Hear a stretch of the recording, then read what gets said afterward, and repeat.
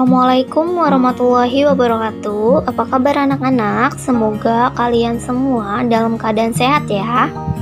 Sebelumnya perkenalkan, nama saya Firly Febrianti. Kalian bisa panggil saya Bu Firly. Saya merupakan mahasiswa PPL Pendidikan Ekonomi Universitas Islam Syekh Yusuf, di mana pada kesempatan kali ini saya diamanatkan untuk mengajar kelas 10 IPS 1 pada mata pelajaran ekonomi. Sebelum memulai pembelajaran, alangkah lebih baiknya kita berdoa terlebih dahulu menurut kepercayaan dan keyakinan kalian masing-masing. Berdoa dimulai. Berdoa selesai. Pada pertemuan kali ini kita masuk pada materi KD 3.6 yang membahas tentang bank sentral, sistem pembayaran, dan alat pembayaran. KD 3.6 terdiri dari 13 materi. Dari 13 materi saya akan bagi menjadi 4 kali pertemuan. Untuk pertemuan pertama kita akan membahas 4 poin, yaitu poin pertama kita akan menjelaskan pengertian bank sentral. Poin kedua menjelaskan tujuan, fungsi, tugas, dan wewenang bank sentral. Poin ketiga menjelaskan pengertian sistem pembayaran. Dan poin keempat menjelaskan peran Bank Sentral Republik Indonesia dalam sistem pembayaran. Yang pertama, kita akan membahas pengertian bank sentral. Apa sih bank sentral itu? Bank sentral di Indonesia dipegang oleh Bank Indonesia menurut Undang-Undang Nomor 23 Tahun 1999 sebagaimana diubah menjadi Undang-Undang Nomor 3 Tahun 2004 tentang Bank Indonesia. Bank Indonesia merupakan lembaga negara yang independen dalam melaksanakan tugas dan wewenangnya, bebas dari campur tangan pemerintah dan atau pihak-pihak lainnya, kecuali untuk hal-hal yang secara tegas diatur dalam undang-undang tersebut. Selanjutnya ada tujuan bank sentral. Bank Indonesia mempunyai satu tujuan tunggal, yaitu mencapai dan memelihara kestabilan nilai rupiah. Kestabilan nilai rupiah ini mengandung dua aspek. Yang pertama yaitu kestabilan terhadap barang dan jasa yang tercermin dalam kestabilan tingkat inflasi di Indonesia. Yang kedua, kestabilan terhadap mata uang negara lain yang tercermin dalam nilai tukar mata uang asing atau kurs. Lalu ada fungsi bank sentral. Yang pertama ada bank sirkulasi. Bank sentral adalah pemegang hak tunggal dalam pengedaran uang kertas dan uang logam sebagai alat pembayaran yang sah. Yang kedua, banker bank.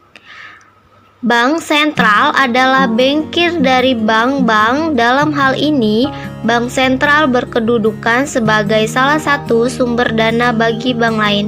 Yang ketiga, lender of last resort. Bank sentral adalah pemberi pinjaman pada tingkat terakhir. Artinya, bank sentral dapat memberikan pinjaman kepada bank dalam bentuk fasilitas kredit likuiditas darurat. Lalu ada tugas bank sentral. Yang pertama, menetapkan dan melaksanakan kebijakan moneter. Sebagai sebuah institusi yang selalu berinteraksi dengan keuangan negara, bank sentral memiliki kewenangan untuk melaksanakan kebijakan moneter melalui penetapan sasaran moneter dengan sasaran utama menjaga target laju inflasi yang ditetapkan oleh pemerintah. Yang kedua, ada mengatur dan menjaga kelancaran sistem pembayaran. Di bidang sistem pembayaran, Bank Indonesia merupakan satu-satunya lembaga yang berwenang untuk mengeluarkan dan mengedarkan uang rupiah serta mencabut, menarik, dan memusnahkan uang dari peredaran. Dan yang ketiga, ada stabilitas sistem keuangan. Stabilitas sistem keuangan ditunjukkan untuk menciptakan lembaga dan pasar keuangan yang stabil guna menghindari terjadinya krisis keuangan yang dapat mengganggu tatanan perekonomian nasional. Setelah itu ada wewenang Bank Sentral. Yang pertama, wewenang terkait dengan tugas menetapkan dan melaksanakan kebijakan moneter. Yang kedua, wewenang terkait dengan tugas mengatur dan menjaga kelancaran sistem pembayaran. Dan yang ketiga, wewenang terkait dengan tugas mengatur dan mengawasi bank. Selanjutnya, kita akan masuk pada materi sistem pembayaran. Di sini ada pengertian sistem pembayaran, yaitu Undang-Undang Nomor 23 Tahun 1999 tentang Bank Indonesia yang telah diubah beberapa kali terakhir dengan Undang-Undang Nomor 6 Tahun 2009. Pasal 1 ayat 6 menyatakan bahwa sistem pembayaran adalah sistem yang mencakup seperangkat aturan, lembaga, dan mekanisme yang digunakan untuk melaksanakan pemindahan dana guna memenuhi suatu kewajiban yang timbul dari suatu kegiatan ekonomi. Selanjutnya ada peran bank sentral dalam sistem pembayaran, yaitu yang pertama, regulator, yaitu untuk merumuskan kebijakan. Yang kedua, perizinan, yaitu untuk memberikan izin penyelenggaraan sistem pembayaran. Yang ketiga, ada pengawasan, yaitu untuk mengawasi penyelenggaraan sistem pembayaran. Yang keempat, ada operator, yaitu untuk menyediakan layanan sistem pembayaran. Dan yang terakhir, yaitu fasilitator, untuk memfasilitasi pengembangan sistem pembayaran oleh industri. Demikian materi yang bisa Ibu sampaikan.